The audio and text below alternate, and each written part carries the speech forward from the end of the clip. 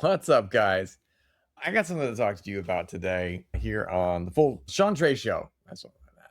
It's hard to focus right now. I'm going to tell you the truth. It's really hard to focus right now. And I'm going to show you why. This is what I'm dealing with right now.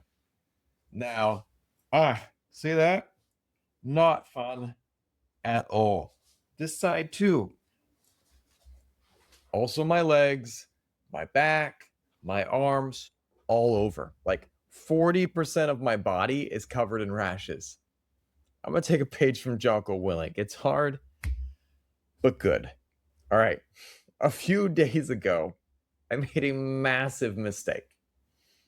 Massive mistake. I ate cashews with the skin on them, like a lot of cashews with the skin on them. Now, what I didn't know is that cashews are related to poison ivy and poison sumac. I'm itching right now all over. The result? A brutal allergic reaction. I'm talking brutal. Rashes, itching, like discomfort. It's hard to sleep. It is hard to work. Just like every day I'm at work and I'm just wanting to scratch. My executive assistant looks at me and she's like, Mr. Sean, no. And I'm like, I'm trying right now. At one point, roughly 40% of my body was covered with rashes. I think it's actually still about that, if not more. Now, it has been miserable. I've been the last couple of days, if you guys are watching my podcast, when this comes up, you're going to see there's a lot. And I'm just like moving around and I just keep touching parts of me because I'm like, oh, my skin's crawling right now. It's tough. And strangely enough, though, it's been one of the best reminders I had in a long time because I remember one thing: adversity teaches, lessons comfort never will. There's some different things and some problems that we have in life right now. And for me, this is one of the things I thought. One of the problems that we have is that I see I'm scratching right now, it's hard. We expect life to be comfortable. Now, most people expect life to go according to plan, but the reality is it never does. We had a great reminder of that a couple of years ago in the pandemic. Everyone thought things were going to go this way and they went that way. And when you're cruising along and you expect everything to go according to plan and something doesn't, and when something painful happens, people immediately ask, why is this happening to me? Now, life was never supposed to be comfortable. Problems literally are part of the deal. And that's okay because those problems teach us something about ourselves. Now, the solution to this whole problem that we expect life to be comfortable is actually pretty straightforward. Accept reality faster. I follow this one page, Nature is Brutal, because it's like these horrible videos of animals getting ripped apart and eaten and hunted by other animals. And it reminds me that this world is not that nice of a place. We can make it a nice place. We can surround ourselves with good people. We can surround ourselves with community. But in and of itself, it's a kind of rough place.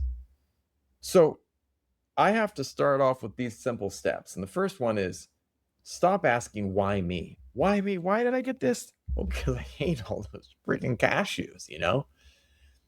And shifting off of that why me, I could be bitter, I could be upset, I could be grumpy, I could be complaining, but the reality is none of that fixed the situation. So I moved to step two, and that's asking, what do I do now?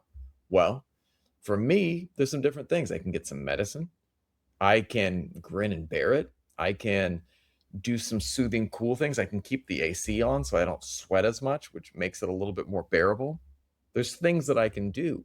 And that's that whole dichotomy of control. What can you control and what can you not? Focus on what you can control and let go of the rest. And you got to then move on to step three, which is focus on your response, not the problem. If you're focusing on the problem, it's the problem. It is there. Whether you like it or not, it is there. There's nothing you can do about that. But there is something that you can do about your response. Now, this leads to a little bit more of a deepening of this whole thing. And the second problem that we often get is that we avoid discomfort. Like a lot of us avoid discomfort. We spend our lives trying to avoid pain. Like, think about it.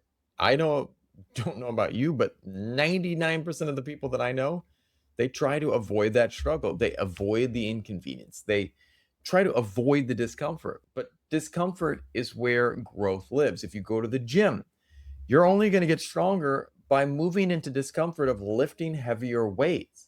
You're only going to get healthier by going through the discomfort of maybe not eating as much savory, delicious food. Man, that food that you ate today that caused you to gain a little bit of weight, I'm sure it was delicious. The discomfort of not eating that is tough, but it's the thing that you need to be doing. And the challenges, the things that challenge us often strengthen us. So, what's the solution to avoiding that discomfort? Well, build a higher tolerance for the discomfort. There's some different steps that you can do. The first step that I like is to do difficult things on purpose. For me and my family, it's again getting into Muay Thai, getting into martial arts, practicing hard things.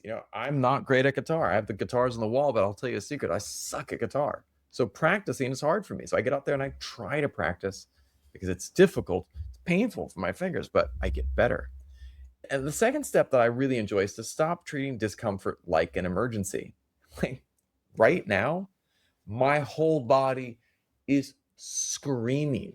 It's screaming like everywhere on me is telling me to scratch it and just do something. But the reality is it's not an emergency. I will be fine. There is nothing dangerous about what I'm dealing with right now. It's annoying, it's challenging, but it's not an emergency. And when I start framing it that way, I can move on to step three. And that's remembering that growth usually feels uncomfortable. I talked about the weight room, the gym. I'm going to wake up nice and early tomorrow morning, which is not comfortable. After I have a meeting with a client, which is at 4:45 in the morning, I have to wake up, which is also not comfortable. But I do those things because growth happens. I get better and I can grow more when I lean into that discomfort. But it's hard for people to do. And there's some reasons that we don't do it. But one of the reasons that people don't do it is our next problem. And that's people underestimate themselves. Most people have no idea what they're capable of. And they don't have any idea until life forces them to find out. And they might have a hardship, but that hardship is going to reveal their strength. And the pressure reveals their character, just like a diamond is only revealed once it is put under extreme pressure. I think back to my mom. I didn't know how strong my mom was until my family went through a very challenging lawsuit with each other. Not with each other, but together. We went through a lawsuit with a group that had injured my family, and we stood together. But we stood together through the strength of one person, my mom. And they attacked us. They attacked us with extreme vigor. And I had one psychologist who then questioned me, questioned my brother, and said literally the most horrible things about me and my brother, and belittled my mother, who was trying to protect her family. Not cool. But the thing that I learned in that more than anything else was how strong my mom is. And I only hope that I can be as strong for my family. The solution here, when we underestimate ourselves, is to use the challenges as proof. One of the things that you can start doing is keeping a record of challenges you overcome. Write down the challenges that you've faced and how you surpassed them, how you grew beyond them, how you overcame them. You're going to start noticing that you are stronger, you are more capable, you are more powerful than you think. And then you move on to the second step, and that's reminding yourself what you've survived before. When you have that list, when you're able to look at it and go, you know what? This is what I overcame last year. It's not bad. If I overcame that, man, I can overcome a lot of other things. You might gain the confidence that you didn't know that you had deep inside you. Now, the next step is to let the adversity build confidence, not fear. So many of us are thinking about the worst possible scenarios. You start drifting toward what could go wrong? What could go wrong? Instead of what can I overcome? Because I know that I'm a strong individual. But it's connected to this next thing. Another problem that people often have is that they lose perspective. Now, why? Because you're suffering. It's hard for me right now. My legs are on fire. Our problems feel like the biggest problem in the world, but they aren't. Someone out there is fighting cancer. Someone lost a loved one. Someone is facing challenges greater than ours. Perspective changes everything. I'm upset about my skin. It's itchy. It's itchy. I have a family member who just was diagnosed with cancer in both breasts and in her lymph nodes. Her struggle is greater than mine, and that perspective is powerful. So, what's the solution? We can zoom out, and that's what you have to do. Remember that there are people carrying heavier burdens than you. I think that if you can start to remember that, and it doesn't minimize your problems, they're still there, but you realize that they might not be as big as you think. And that's a good thing, because if you can gain that perspective, it helps you realize that you can also overcome those problems. Another thing that I highly recommend is the next step. It's to start practicing gratitude daily. I am thankful today that I found a little itch relief stick my wife and I brought back from the US. I've been using that a lot. It has been helping. I have gratitude that we bought that for whatever reason on our last trip to the USA. It's gratitude that I'm starting to feel better.